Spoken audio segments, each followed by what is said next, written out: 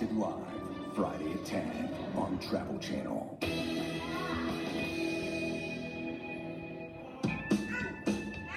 New Jersey was home to America's greatest inventor, Thomas Edison. His labs in Menlo Park and West Orange were responsible for the phonograph, light bulb, and motion picture cameras. That spirit of invention and innovation infiltrated New Jersey's food scene, too.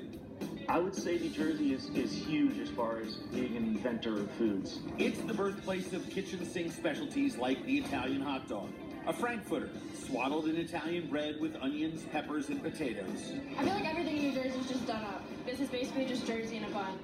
It's said a card game inspired the Italian hot dog.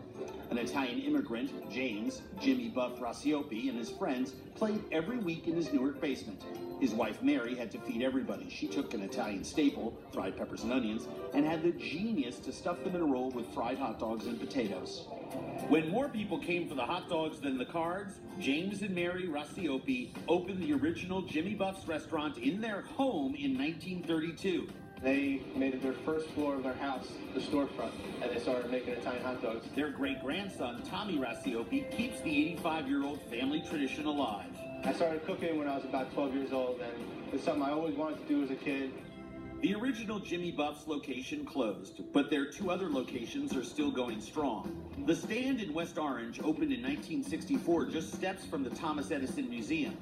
The crew at Jimmy Buff's sling up to 400 Italian hot dogs a day using the same local all-beef dogs since 1938. Tommy scores each one down the middle. It helps them to cook a little faster, a little more even, a little bit crispier of a hot dog, and make sure it doesn't like pop in the oil. The hot dogs are deep fried until the meat bursts through the casing. He fries Spanish onions and bell peppers. The red peppers are a little sweeter than the green peppers, so it's a big difference in flavor, and it really balances out the sandwich. Tommy plows through 2,000 pounds of Idaho potatoes a week. We fry them again to get them crisp up so they're nice and hot for each sandwich. The key to their signature Italian hot dog is their pizza bread. When people first see it, they think it's like a giant bagel. It has like a crispier crust.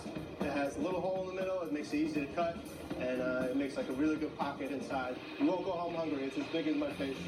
Each loaf is cut in half and split open, getting slathered with mustard. The hot dog's going first. Lay the base down, and then we get all the toppings here. Peppers and onions. A heap of fried potatoes and ketchup top off the New Jersey original. You might get a hot dog with peppers and onions in other parts of the country, but in New Jersey, when we throw those potatoes on there, it's just like a whole different ballgame. The hot dog's deep fried, so when you take a bite, it splits open, and it's just amazing. The best thing about these is that my great-grandparents have eaten them, my grandparents have eaten them, my dad, this place is a staple. The Italian hot dog made its way from a Newark basement to menus all over the state. The era gave birth to another Jersey original that changed the culinary landscape, the diner.